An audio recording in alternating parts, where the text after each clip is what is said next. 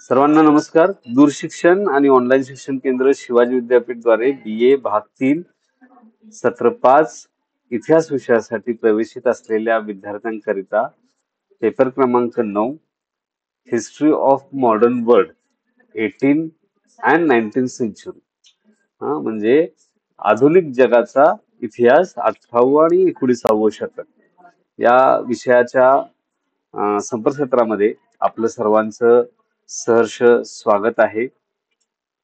आजच्या संपर्कसत्रात आपण ज्या पेपरचा आढावा घेणार आहोत त्याला आपण आधुनिक जग म्हणतो. आपण मध्य प्राचीन काळ, मध्ययुगीन काळ, नंतर आता आधुनिक काळात आपण आलेलो आहोत. तर आधुनिक काळात आपण आलो, आता राहतो आपण आधुनिक काळात. काही वेळा त्याला उत्तर आधुनिक देखील म्हटलं जातं. पण जो काही आधुनिक काळ आहे तो साधारण 17व्या शतकात, 16व्या 17व्या शतकापासून युरोपात अनेक मोठे बदल जे आहेत, वैचारिक बदल जे आहेत ते घडून आलेले होते. त्याला आपण प्रबोधन काळ किंवा पुनर्जागरणाचा काळ म्हणून ओळखतो. त्याला इंग्लिशमध्ये रिफॉर्मेशन, एनलायटनमेंट असे शब्द आहेत. या रिफॉर्मेशन आणि एनलायटनमेंट या दरम्यान ज्या विचारांचा उदय युरोपमध्ये झाला, प्रसार युरोपमध्ये झाला, त्याच्या आधारावर हे आधुनिक जग जे आहे ते आकाराला आलं. युरोपमध्ये या सगळ्या गोष्टींनी एक खूप वैचारिक घुसळण झाली आणि ही घुसळण फक्त विचारांच्या बाबतीत न राहता त्या विचारांचं रिफ्लेक्शन हे आपल्याला कला, साहित्य, विज्ञान, तंत्रज्ञान, त्याच्यानंतर लोकांच्या राजकीय भूमिका, अर्थकारण, सांस्कृतिक भूमिका किंवा सांस्कृतिक संकल्पना या सगळ्या गोष्टींच्यावर याचा मोठा परिणाम घडून आला आणि त्याची फलश्रुती जी झाली ती आपल्याला आधुनिक जगाच्या निर्मितीमध्ये झालेली आपल्याला दिसून येते. तर हे आपल्याला या पेपरमधनं समजून घ्यायचं.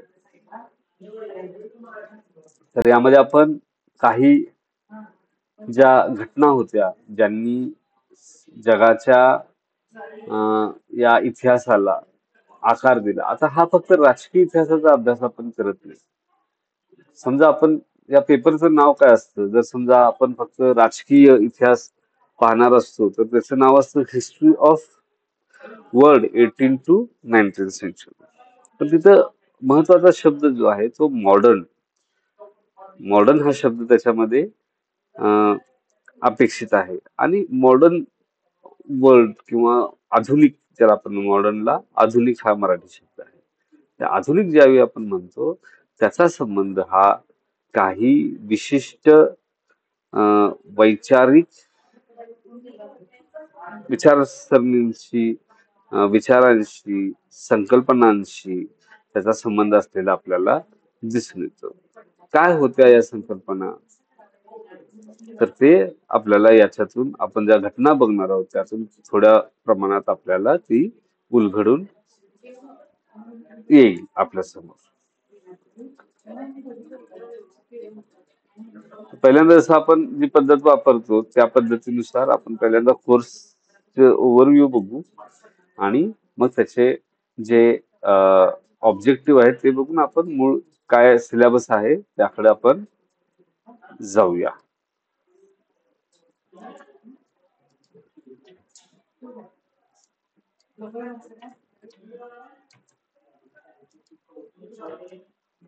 The history of modern world 18 to 19th century. This course introduced the student to the main events of world history. हा अभ्यासक्रम विद्यार्थ्यांना जगाच्या इतिहासाच्या काही महत्वपूर्ण घटनांची ओळख करून देतो.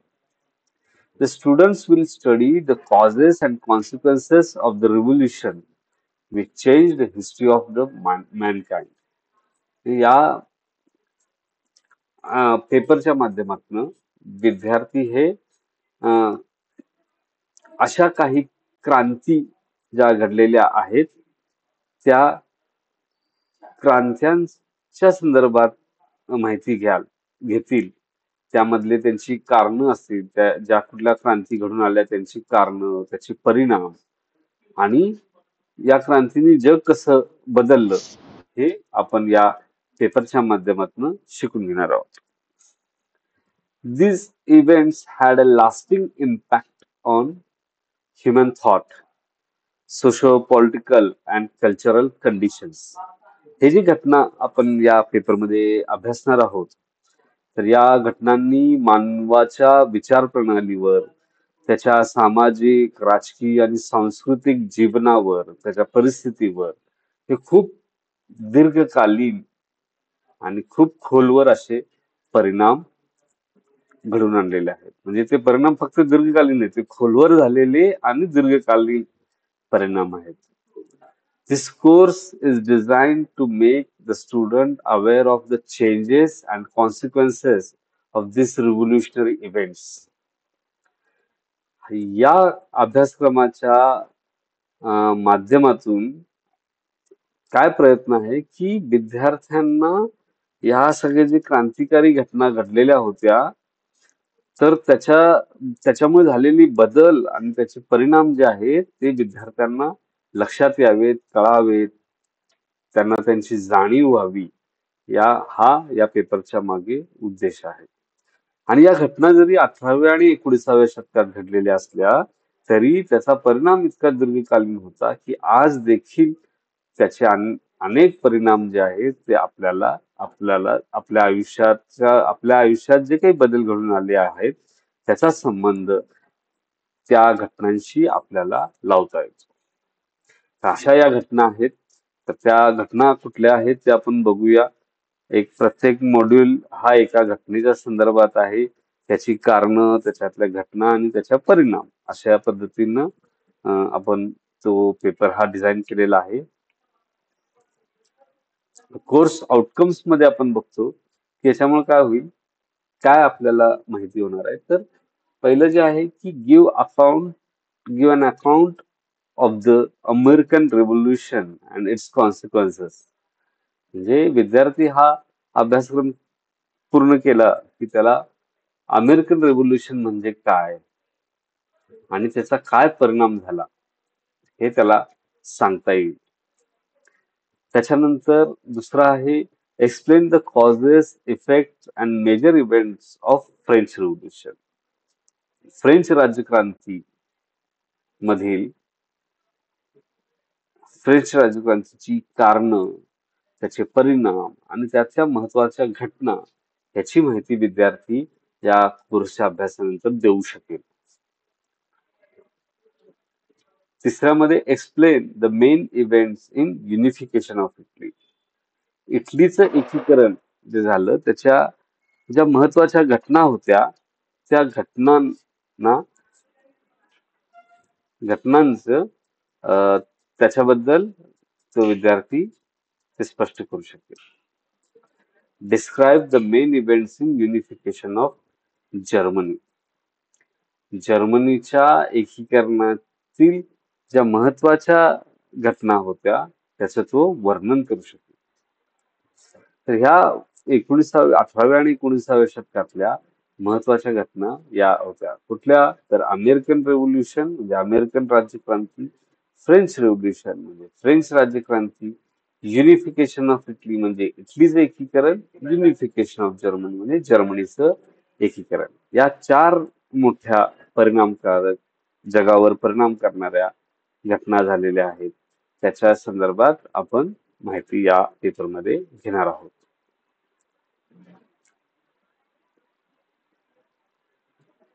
तर पहिल्यांदा ज्या पेपर चालू करायच्या आधी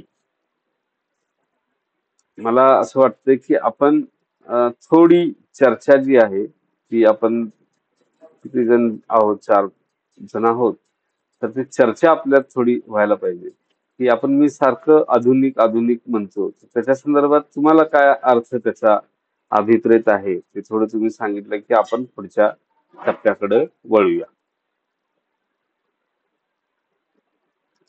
काय वाटतं आपण काय अभ्यास करतो या पेपरच्या माध्यमातून असं तुम्हाला लक्षात आले? बोला.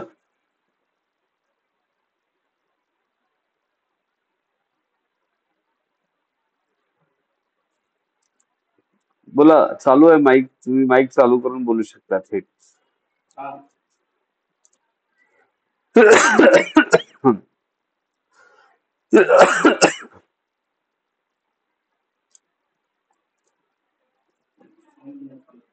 चला बोला पटकन.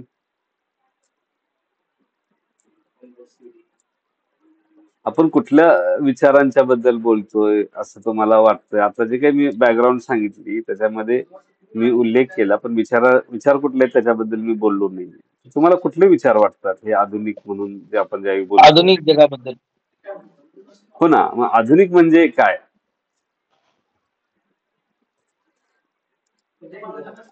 आधुनिक म्हणजे काय? आधुनिक इतिहासाचा अभ्यास भूतकाळाचं ज्ञान मिळण्यासाठी.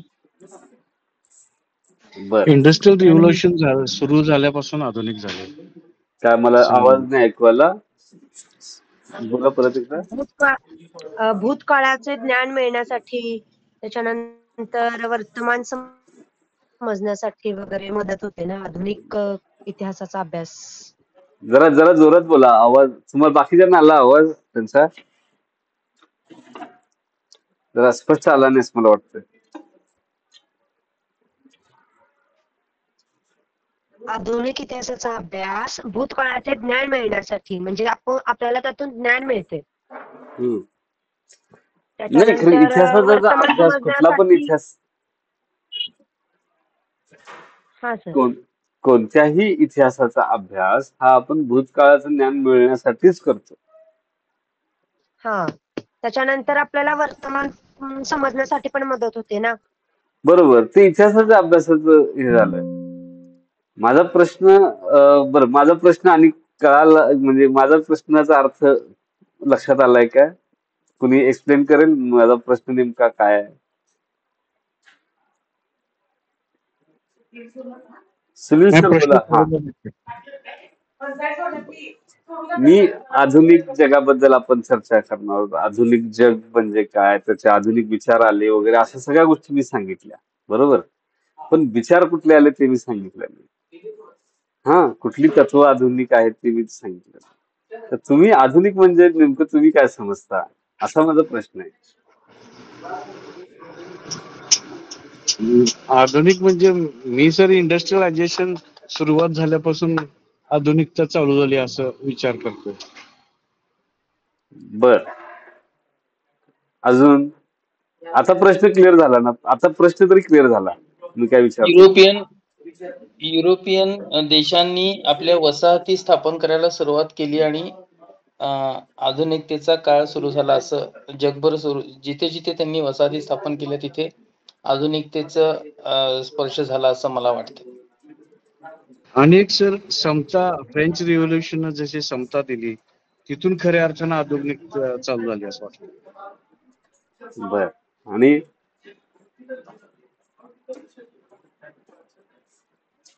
श्रुती सावंत, तुम्हाला काय वाटतं?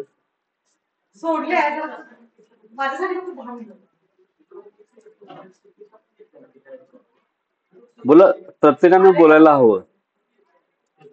प्लासीच्या लढाईपासून ब्रिटिशांच्या आगमनानंतर. बर, श्रुती सावंत तुम्ही सांगा.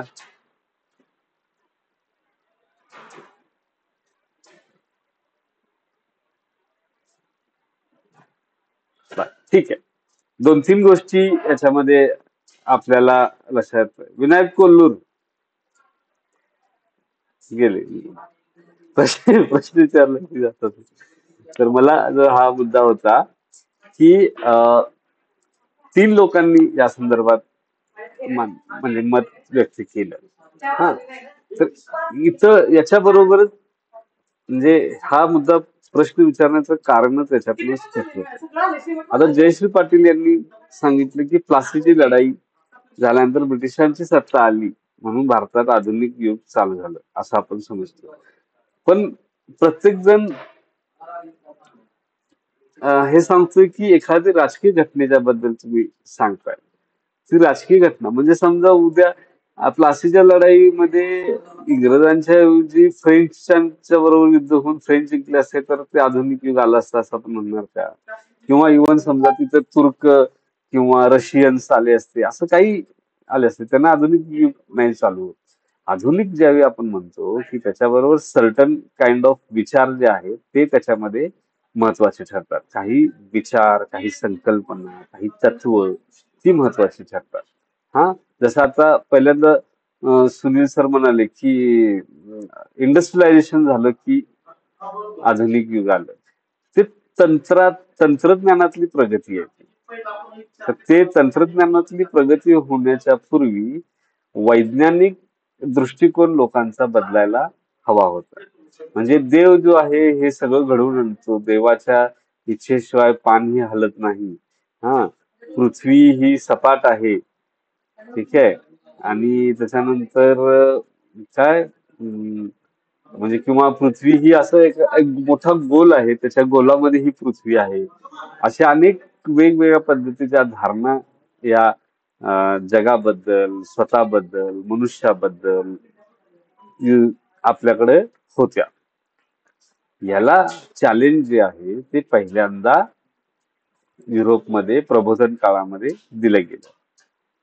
त्याला प्रश्न विचारले गेले की आपण म्हणजे हा पण एक माहित आहे काय ते तुम्हाला शेक्सपियरच्या नाटकामधला डायलॉग आहे. शेक्सपियर हा पण आधुनिक काळातल्या याच्यातला हे आहे की तुम्ही सगळेजण रंगमंचावरील कठपुतली आहात असं तो म्हणतोय. म्हणजे रंगमंचावरच्या भावल्यांसारखं आणि मग ते दोर कोण हलवतं तर देव हलवतं असं अशी एक धारणा. म्हणजे याच्यात काय होतं की आपल्या हातात काही नाही, सगळं काही कुणीतरी घडवून आणतं वगैरे. तर हे खरंच असं होतं का? असं आहे का? याच्याबद्दलचे प्रश्न जे आहेत ते युरोपमध्ये विचारवंतांनी विचारायला सुरुवात केली. आणि त्यातून मग मानव म्हणजे काय, ही सजीव सृष्टी काय आहे, हा, याच्याबद्दल प्रश्न विचारायला सुरुवात झाली.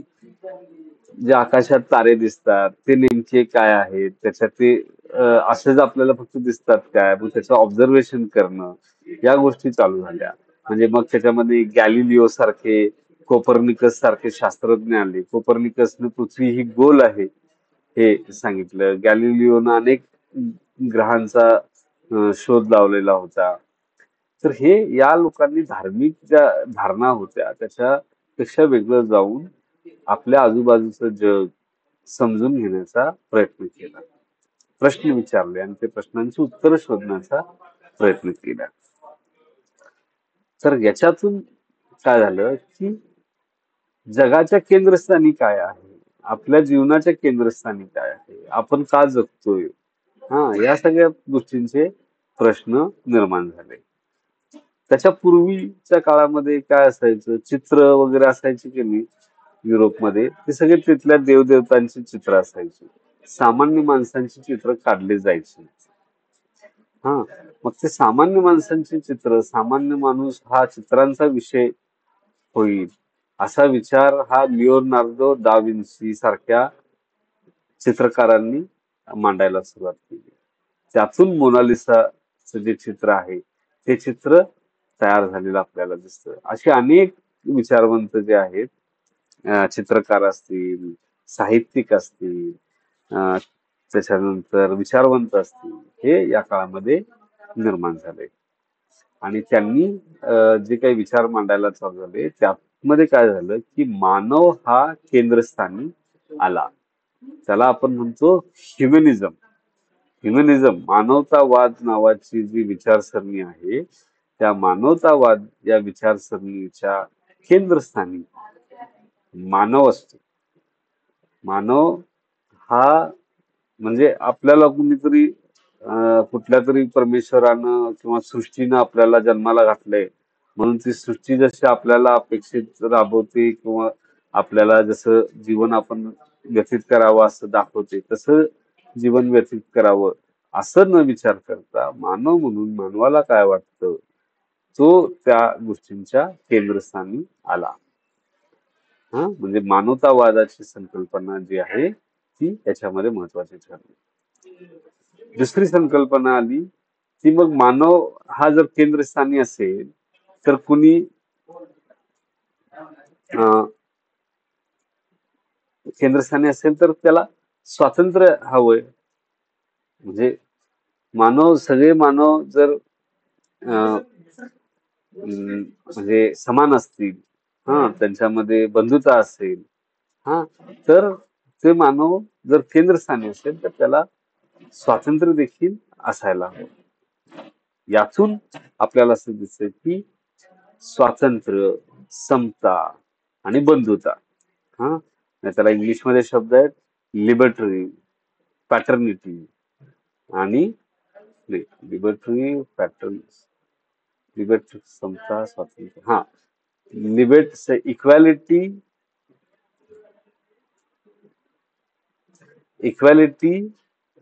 लिबर्टरी आणि पॅटर्निटी असं त्याला शब्द आहे. समता, स्वातंत्र्य आणि बंधुता असा शब्द आहे. मग ही जी तत्व आहेत ही तत्व या काळामध्ये उदयाला आली आणि ह्या तत्वांचं पहिल्यांदा काय म्हणतात राजकीय दृष्ट्या त्याचं एस्टॅब्लिशमेंट होणं, प्रस्थापित होण्याचं काम जे आहे ते आपल्याला फ्रेंच रिव्होल्युशन मध्ये दिसतं. तशाच पद्धतीचं ते अमेरिकन राज्यक्रांतीमध्ये देखील आपल्याला दिसायला दिसतं. याच्यापूर्वी काय होतं की राजा हा परमेश्वराचा अंश आहे असं मानलं जातं. म्हणजे जसा जगामध्ये देव असतो, जगाचं बघण्यासाठी देव असतो, सृष्टीचा रचयिता किंवा सृष्टीचं कारण, तसा राज्यामध्ये आपलं राज्य साम्राज्य असेल तर राजा हा त्याचा प्रमुख असतो. त्यामुळे तो देवाचा अंश असतो. देवाच्या याच्यानं त्याला ईश्वरदत्त अधिकार असतो लोकांवर राज्य करण्याचा, असं मत हे या पूर्वी मानलं जायचं, आधुनिक काळाच्या पूर्वी. आधुनिक काळामध्ये मग वेगवेगळे विचारवंत आले. त्यांनी सगळेच मानव समान आहेत. एखाद्या व्यक्तीला राज्य करण्याचा अधिकार जो मिळालेला असतो तो इतर लोकांच्या सहमतीनं त्याला मिळालेला असतो. इतर लोकांची त्याला मूक संमती असते, त्यामुळे तो मिळालेला असतो. अशा पद्धतीचा सोशल कॉन्ट्रॅक्टचा कन्सेंट असल्याचा विचार जो आहे तो रुसो सारख्या राष्ट्रीय विचारकांनी मांडलेला होता. हे सगळं आधुनिक विचार जे आहेत ते या काळामध्ये उदय व्हायला सुरुवात झालेले होते. आणि ही जी स्वातंत्र्य, समता आणि बंधुता ही जी तत्व आहेत ती फ्रेंच रिव्होल्युशन मधून आपल्याला प्राप्त झालेली आपल्याला दिसतात. तर ही फ्रेंच रिव्होल्युशनच्या पूर्वी, फ्रेंच राज्यक्रांतीच्या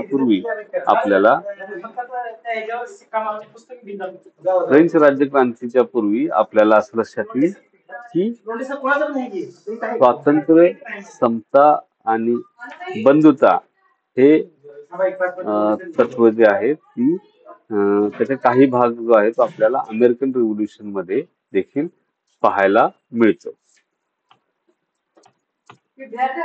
तर अमेरिकन रिव्होल्युशनच्या बद्दल आपण ज्यावेळी मांडणी करतो तर ही अमेरिकन रिव्होल्युशन ही आजचा जो युनायटेड स्टेट्स ऑफ अमेरिका आहे तिथं झालेली आपल्याला दिसते. हे युनायटेड स्टेट्स ऑफ अमेरिका जे आहे ते पूर्वी इंग्लंडची वसाहत होती. इंग्लंड जे आहे, जसं इंग्लंडनं भारतामध्ये वसाहती स्थापन केल्या, फॅक्टरीज लावल्या, तशा इंग्लंड मधल्या गेलेल्या लोकांनी अमेरिकेमध्ये देखील आपल्या फॅक्टरीज, आपल्या कॉलनीज ज्या आहेत त्या तिथं उभ्या केल्या. आणि मग ते तिथं काय करायचे की तिथं काहीतरी वस्तूंचं उत्पादन करायचे, तिथलं शेती करायचे आणि हे जे शेतीतले उत्पादन असतील हे इंग्लंडमध्ये किंवा युरोपमध्ये विकायचे किंवा इंग्लंडच्या कारखान्यांसाठी कच्चा माल जे आहे ते अमेरिकेमधला ज्या 13 वसाहती होत्या त्या वसाहतीमध्ये तो माल विकला जायचा. आता याच्यामध्ये काय झालं की याच्यात समस्या हे व्हायला लागली की या ज्या वसाहती आहेत त्याच्यात जे उत्पादन मिळायचं तिथल्या त्या वसाहतींच्या लोकांना त्याचा चांगला फायदा व्हायचा. मग इंग्लंडच्या इंग्लंडच्या राजाला काय वाटायचं की टॅक्स लावायचा अधिकार माझा आहे, कारण मी सम्राट आहे, त्यामुळे मी टॅक्स लावणार. तर त्यामुळं इंग्लंडच्या राजांनी या वसाहतींवर टॅक्स लावलेला होता आणि त्या टॅक्ससाठी टॅक्स लावल्यामुळं वसाहतीमध्ये असंतोष निर्माण झालेला होता. हा, म्हणजे इंग्लंड मधला जो आता मुख्य भूमी होती इंग्लंड मधला, तिथे असलेला राजा जो आहे, या वसाहतींकडे फक्त बाजारपेठ किंवा कच्चा माल पुरवणाऱ्या जागा म्हणजे वसाहती अशा दृष्टिकोनातून त्याच्याकडे बघत होता. त्यांना आपल्या देशाचे नागरिक आहेत वगैरे या दृष्टीनं बघत नव्हता. तर हा एक त्याच्यामध्ये महत्वाचा मुद्दा होता. त्याच्यानंतर यांच्या वसाहतींनी आपलं इंग्लंड सोडून दुसऱ्यांशी कुणाशी व्यापार करू नये म्हणून त्यांच्यावर अनेक बंधनं जी आहेत ती या इंग्लंडने लादलेली होती. त्याच्यानंतर इंग्लंड हा सतत वसाहतीसाठी दुसऱ्या देशांशी युद्ध करायचा, म्हणजे फ्रान्सची त्याची सतत युद्ध व्हायची. यातून 7 इयर्स वॉर जे आहे ते फ्रान्स बरोबर झालं. 7 वर्ष त्याचं युद्ध चाललं. इंग्लंडनं तसंच युद्ध स्पेन बरोबर केलं होतं, डचांबरोबर केलं होतं. अशा अनेक शक्तींबरोबर इंग्लंड जे आहे ते युद्ध करत होता. तर त्याचा जो खर्च व्हायचा त्या खर्च वसुलीसाठी परत ते काय करायचे, वसाहतींवर त्याचे टॅक्स लावायचा. म्हणजे स्टॅम्प ऍक्ट नावाचा कर जो आहे तो 1765 मध्ये त्यांनी लावलेला आपल्याला दिसतो. याशिवाय शुगर ऍक्ट नावाचा टॅक्स देखील त्यांनी लावलेला होता. तर असे जे काही कारण याच्यामध्ये होती, याच्यामुळे असंतोष जो आहे तो अमेरिकेतल्या जे वसाहतीमध्ये जे सेटलर्स आहेत, ते वसाहत ज्यांनी केलेली लोक आहेत, त्यांच्यामध्ये हा असंतोष जो आहे तो मोठ्या प्रमाणात निर्माण व्हायला सुरुवात झालेली होती. या पद्धतीचा असंतोष. तर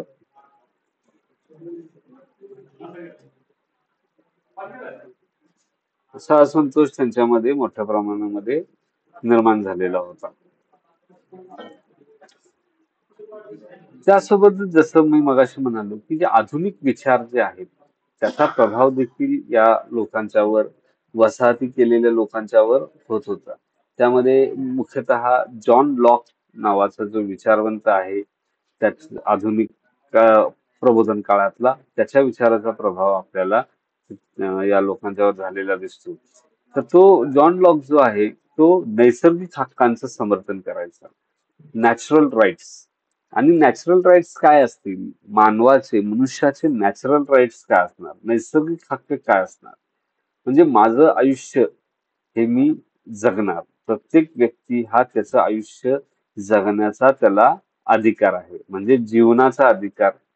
हा, जीवन जगण्याचा अधिकार. त्याच्या जीवन जगण्यावर कोणीही घालू नये काय असं त्याच्यामध्ये अपेक्षित आहे. म्हणजे राज्यसत्तेला वाटलं की नाही, याला आता जीवन ठेवायचं नाही, असं ते धोरण त्याला राबवता येत नाही. जीवन जगण्याचा अधिकार हा पहिला अधिकार आहे. दुसरा अधिकार आहे स्वातंत्र्याचा. म्हणजे प्रत्येक व्यक्ती ही जन्माला आली की ती स्वतंत्र असते. हा, हे त्याच्या मागचं महत्वाचा मुद्दा होता की त्याच्यावर कुठलीही बंधनं असायला नाही. जी बंधनं असतात ती त्याने स्वतः सहमती दर्शवल्यामुळे त्याच्यावर असतात, पण जन्मतः प्रत्येक व्यक्ती हा स्वतंत्र असतो. आणि तिसरा मुद्दा आहे तो संपत्तीचा अधिकार. प्रत्येक व्यक्तीला आपली संपत्ती निर्माण करण्याचा अधिकार आहे आणि त्या संपत्तीचं संरक्षण जे आहे ते राज्यसत्तेनं करणं अपेक्षित आहे, समाजानं करणं अपेक्षित आहे. हा, म्हणजे संपत्ती निर्माण करण्याचा, आपली संपत्ती वाढवण्याचा अधिकार मानवाला आहे. आता तुम्ही हे ज्यावेळी हे करता तर तुम्हाला आपल्या परत आपण पुढच्या मुद्द्यावर येतो, म्हणजे मी पॉइंट संपवतो आणि मग सांगतो.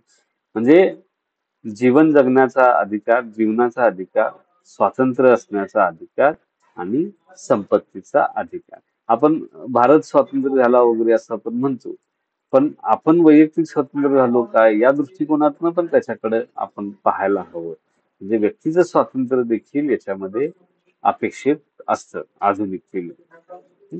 त्याच्यानंतर दुसरा एक विचारवंत होता ज्याचा उल्लेख मी मगाशी पण केला, तो होता रुसो. रुसो हा फ्रेंच विचारवंत होता. त्याचा सामाजिक कराराचा सिद्धांत जो आहे, सोशल कॉन्ट्रॅक्टचा सिद्धांत जो आहे, तो अतिशय प्रसिद्ध आहे.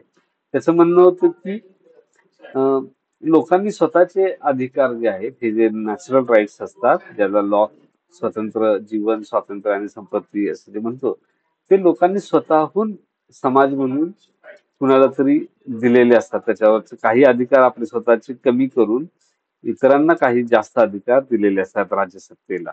आणि लोकांची जोपर्यंत सहमती आहे तोपर्यंत त्या राज्यसत्तेला सत्तेवर राहण्याचा अधिकार असतो. आणि लोकांचं ज्यावेळी हे लोकांना पटत नाही, लोकांना त्याचं अं, असंतोष निर्माण होतो, त्यावेळी लोक हे या राज्यसत्तेला सत्तेवरून खाली खेचू शकतात. याला तो सामाजिक करार असं रुसो म्हणतो. आणि तिसरा एक विचारवंत होता तो मॉन्टेस्क्यू. तर मॉन्टेस्क्यूचं काय होतं की मॉन्टेस्क्यूचं म्हणणं होतं की सत्तेचं केंद्रीकरण, युरोपमध्ये काय होतं की जे राज्यसत्ता होत्या ते एकतरी स्वतःला ईश्वरदत्त समजायच्या. हा तर आणि दुसरं काय म्हणायच्या की अं, एकतंत्री, त्याच्यावर कुणाचं नियंत्रण नसायचं. एकतंत्री असायच्या, म्हणजे जे राजा म्हणेल ते, अशा पद्धतीचं ते युरोपमधल्या सत्ता होत्या.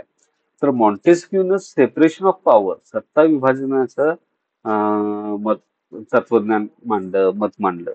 तर त्याच्यामध्ये काय की सत्तेचं असं एकत्रीकरण न करता त्याचं विभाजन करायला हवं असं त्याचं मत होतं मॉन्टेस्क्यूचं. या तिन्ही गोष्टींचा वापर जो आहे, या तीन विचारवंतांचा प्रभाव जो आहे तो अमेरिकेमध्ये वैचारिकदृष्ट्या पडलेला होता. आणि त्यामुळं अमेरिकेमध्ये देखील हे जे इंग्लंडच्या राजाचा अनियंत्रित कारभार जो होता, त्याची सगळी सत्ता त्याच्याकडे होती, हवं तेव्हा टॅक्स लावायचा, हवं तेव्हा युद्ध करायचा, तर याच्याबरोबर वसाहतींची असहमती निर्माण झाली, असंतोष निर्माण झालेला होता. आणि त्यातून जे आहेत त्या अनेक काही घटना घडल्या.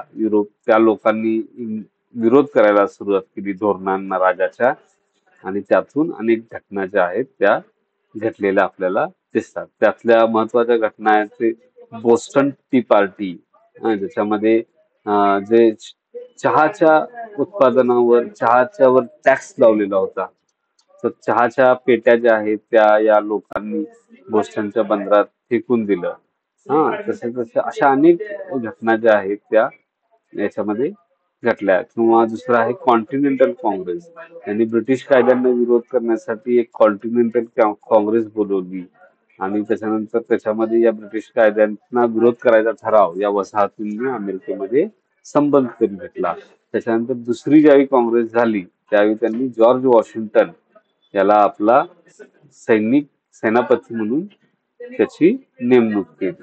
अशा पद्धतीनं या घटनाक्रम जो आहे तो याच्यामध्ये घडत गेला. त्यानंतर अजून एक घटना घडली तर स्वातंत्र्याचा जाहीरनामा 1776 मध्ये त्यांनी जाहीर केला. या वसाहती 13 वसाहती ज्या होत्या त्यांनी एकत्र येऊन स्वातंत्र्याचा जाहीरनामा प्रसिद्ध केला. आणि थॉमस जेफरसन नावाचा जो विद्वान होता त्याने हा जाहीरनामा तयार केला, आणि त्यामध्ये मानवी हक्क आणि त्यांचं सार्वभौमत्व याचा तो हे त्याच्यातलं महत्वाचा मुद्दा होता.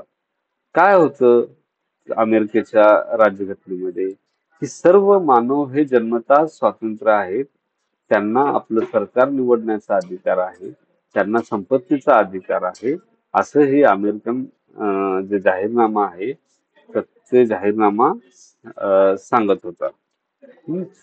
तर त्यानंतर आपण असं बघतोय की हा जो संघर्ष जो आहे इंग्लंड आणि इंग्लंडच्या ज्या 13 वसाहती अमेरिकेतल्या होत्या, अमेरिकन वसाहती, त्यांच्यामध्ये संघर्ष झाला, आणि शेवटी अमेरिकेच्या ज्या वसाहती आहेत त्यांचा विजय होऊन त्यांनी स्वतःच एक वेगळं राष्ट्र जे आहे ते स्थापन केलं, ज्याला आपण युनायटेड स्टेट्स ऑफ अमेरिका म्हणून ओळखतो. तर परिणाम काय झाला की प्रजासत्ताकाची स्थापना झाली. अमेरिकेने जगासमोर संघराज्यात्मक फेडरल रिपब्लिक असं त्याला म्हणतात, की ते तयार केलं. आणि त्याच्यानंतर दुसरं आहे की इंग्लंडची घटना जी आहे ती परंपरेवर चालते. अमेरिकेमध्ये काय केलं की पहिल्यांदा लिखित घटना जी आहे त्यांनी 1989 मध्ये लागू केली. ते अमेरिकेचं कॉन्स्टिट्यूशन हे लिखित स्वरूपात त्यांनी तयार केलं. त्याच्यानंतर आंतरराष्ट्रीय परिणाम काय झाला की ह्या अमेरिकन राज्यक्रांतीची माहिती जी आहे ती युरोपमध्ये पसरली आणि फ्रेंच राज्यक्रांती किंवा युरोपमधल्या इतर राष्ट्रांमध्ये देखील राष्ट्रवादी चळवळीच्या उदयावर मध्ये या अमेरिकन राज्यक्रांतीचा खूप मोठा परिणाम झालेला दिसून येतो. आता हे झाल्यानंतर आपल्याला दुसरा जो बघायचा आहे तो आहे फ्रेंच रिव्होल्युशन, फ्रेंच राज्यक्रांती. आता फ्रेंच राज्यक्रांतीची कारण काय होती की फ्रेंच राज्यक्रांतीमध्ये फ्रान्स जो आहे तिथला जो राजा होता तो पूर्णपणे स्वतःला ईश्वरदत्त अधिकार आहेत असं तो मानत होता. हा, 16वा लुई हा त्यावेळी फ्रान्सचा राजा होता. त्याच्या आधी 14वा लुई असेल किंवा त्याच्या पूर्वीचे सगळे जे फ्रेंच राज्यकर्ते होते अत्यंत अनियंत्रित आणि काय म्हणतात त्याला अनियंत्रित पद्धतीचे आणि सत्तेचं प्रचंड केंद्रीकरण झालेले सत्ताधीश होते. हा, आणि ते अनियंत्रित लहरी अशा पद्धतीचे राज्यकर्ते होते. दुसरी गोष्ट अशी की फ्रेंच राज्यव्यवस्था ही सामंतवादी राजव्यवस्था होती. की काही मोठे सामंत असायचे ज्यांना लॉर्ड, बॅरन, ड्यूक असं म्हटलं जायचं. आणि यांच्याकडे खूप मोठ्या मोठ्या जमिनी असायच्या आणि या जमिनीवर राबायसाठी कुळं असायची. या कुळांचं ते प्रचंड मोठ्या प्रमाणात शोषण करायचे. हा, तर अशी ही सामंतशाही तिथं होती. आणि त्यांना कायम जन्मानं त्यांना विशेषाधिकार असायचे. हा, तर तिसरं जे त्याच्यात अशी जी व्यवस्था होती आणि त्यामुळे काय होतं की ह्यांना सगळ्यांना विशेषाधिकार, यांना टॅक्स मधून सूट असायची. हा, त्या सामंतांना त्यांना जमिनी विनाकाराच्या मिळायच्या. हा, आणि हे सगळे अत्यंत ऐशोआरामाचं जीवन हे जगायचे. दुसरं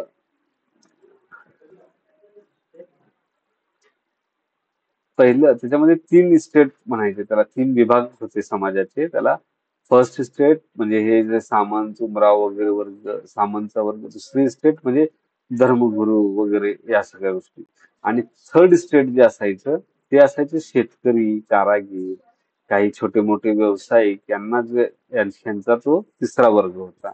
हा जो थर्ड इस्टेटचा वर्ग असायचा हा मुख्यतः याच्यावर संपूर्ण कराचा बोजा असायचा. टॅक्स जे असायचं ते सगळं याच्या अंगावर लादलेलं असायचं.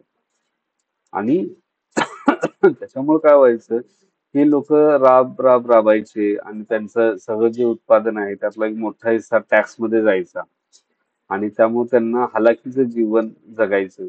आणि बाकीचे मात्र जे फर्स्ट आणि सेकंड स्टेट मधले लोक आहेत, धर्मगुरू आणि उमराव, हे मात्र ऐषारामी जीवन जगायचे. त्यांच्याकडे पैशाचा मोठ्या प्रमाणात संचय व्हायचा. अशा पद्धतीने ही जी सामाजिक आणि आर्थिक विषमता जी आहे ही फ्रेंच राज्यक्रांतीचं मूळ कारण ठरली. हं? आणि दुसरं काय झालं, हे जे राजा जो असतो अनियंत्रित राजा, ते आपल्याला हवं तेव्हा आपल्या साम्राज्याच्या प्रसाराच्या नावाखाली युद्ध करायचा. तर 16 लुई याच्या काळामध्ये त्यांनी इंग्लंड विरुद्धचं युद्ध जे काही झालं, इंग्लंड विरुद्ध युद्धात भाग घेतला. जे अमेरिकन स्वातंत्र्य युद्ध होतं त्याच्यामध्ये 16वा लुई याने अमेरिकन वसाहतींना मदत केली. त्यामुळे फ्रान्सचं इंग्लंड बरोबर युद्ध झालं.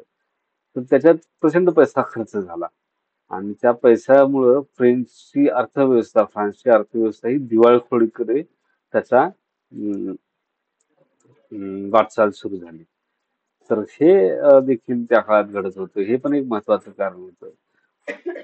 अजून एक महत्वाचं कारण म्हणजे या प्रबोधन काळातला प्रभाव, वैचारिक प्रभाव, ज्याची आपण चर्चा केली. त्यामुळे व्हॉल्टेअर नावाचा विचारवंत होता, त्याने चर्चच्या अंधश्रद्धा ज्या होत्या चर्चच्या त्याच्यावर खूप टीका करायला सुरुवात केली.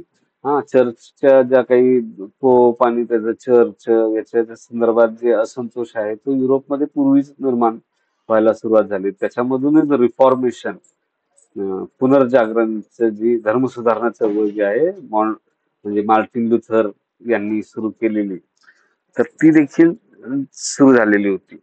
आणि व्हॉल्टेअरने या चर्चच्या अंधश्रद्धांवर मोठ्या प्रमाणात टीका केली. कारण राजा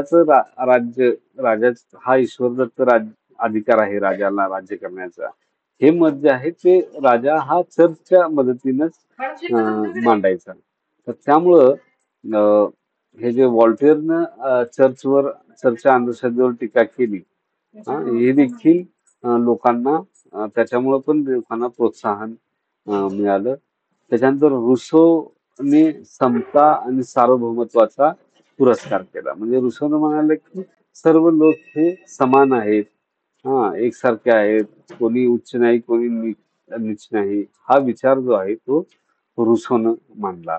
आणि व्यक्ती जे आहेत ते सार्वभौमच आहेत, व्यक्तीला स्वतःचा निर्णय घ्यायचा अधिकार आहे, त्याचा स्वतंत्र आहे तो, हे रुसोनं मत मांडलं.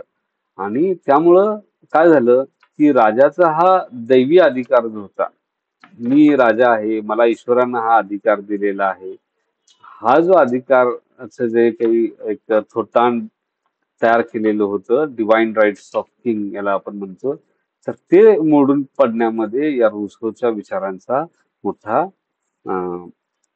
प्रभाव म्हणजे परिणाम मोठी भूमिका होती रुसोच्या विचारांची.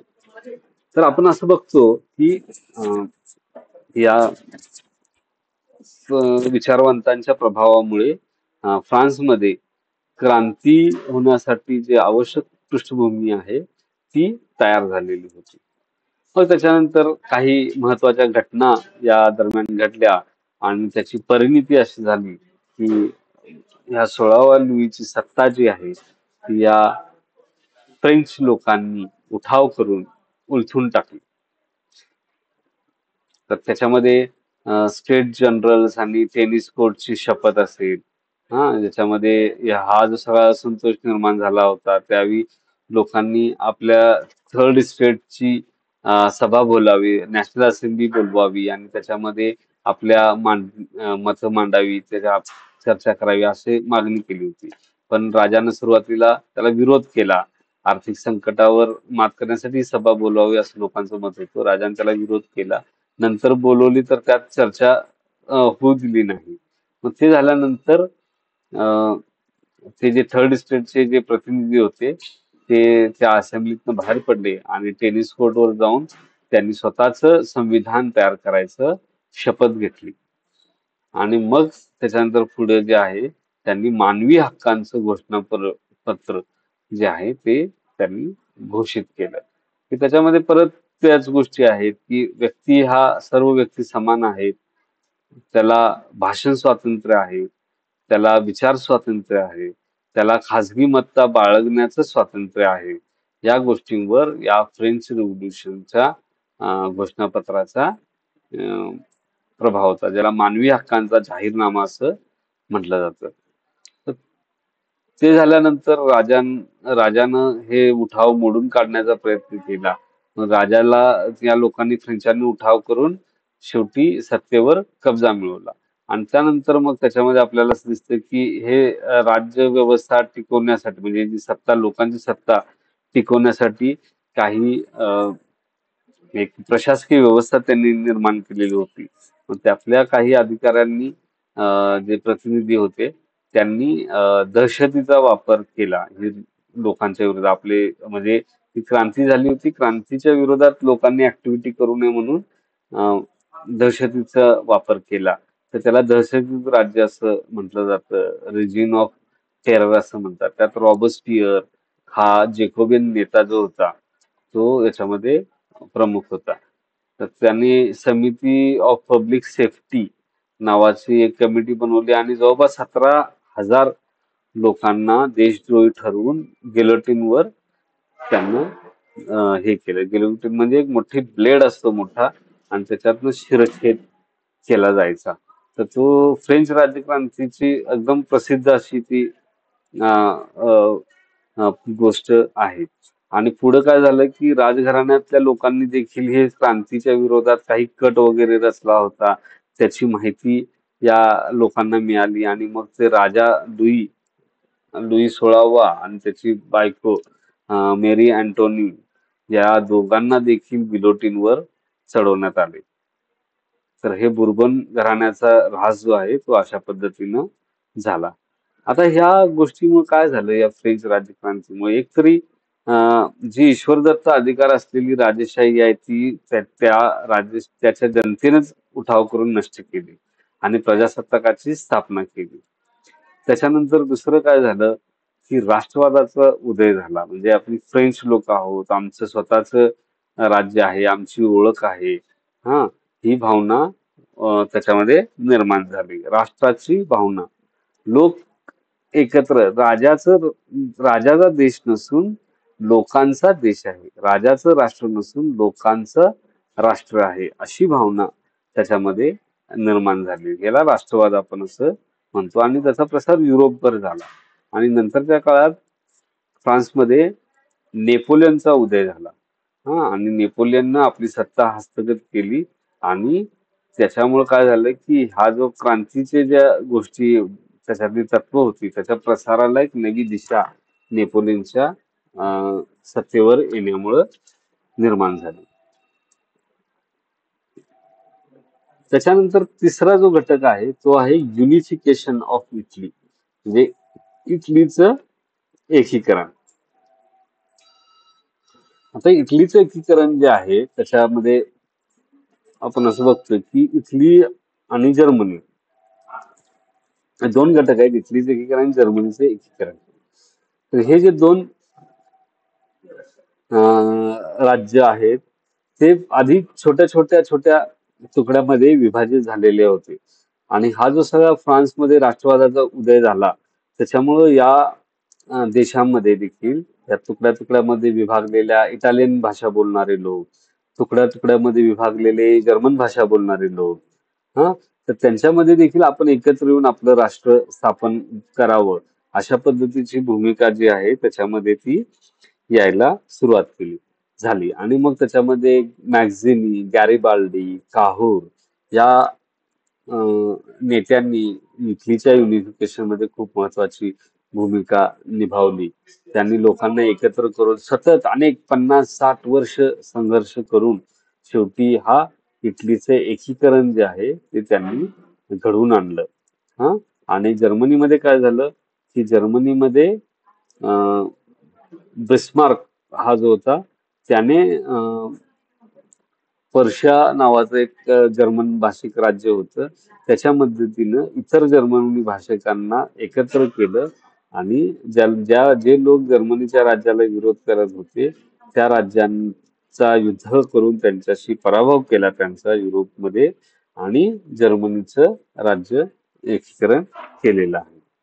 तर असा हा जर्मनी आणि इटलीचं युनिफिकेशन जे आहे हा जो चॅप्टर आहे, दोन्ही चॅप्टर तुमच्या पुस्तकात जे आहेत ते मी लिहिलेले आहेत. त्यामुळे तुम्हाला त्याच्यातलं काही असं मला जे म्हणायचं ते त्यात मी एकदम व्यवस्थितपणे म्हटले व्यवस्थितपणे सांगितलेलं आहे. तर तुम्ही ते पुस्तक चांगल्या पद्धतीने या संदर्भात रेफर करू शकता. ठीक आहे. तर त्यामुळे याच्यावर काही मी जास्त चर्चा करत नाही जर्मनी आणि इटलीच्या एकीकरणावर. तुम्हाला काही शंका वगैरे वाटत असतील तर मला विचारा.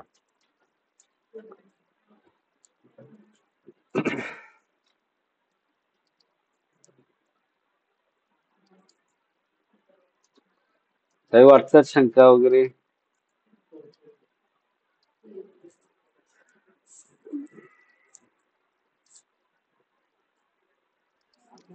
सर थोडं लक्षात येतंय आपण सांगताय ते.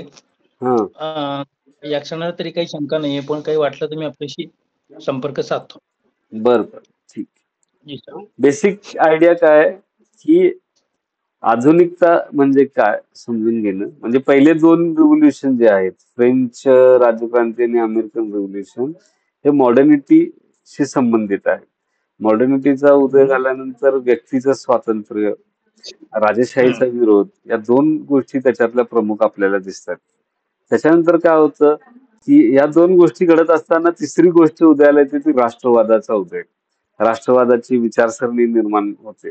राष्ट्रवाद हा कुठल्या व्यक्ती किंवा राजाशी संबंधित किंवा राजघराण्याशी संबंधित न राहता तो त्या संपूर्ण प्रदेशात राहणाऱ्या लोकांचा विचार होतो. त्यांचे ऍस्पिरेशन्स असतात. त्यांच्या त्याला आपण ऍस्पिरेशनला मराठीत काय म्हणता येईल आपल्याला,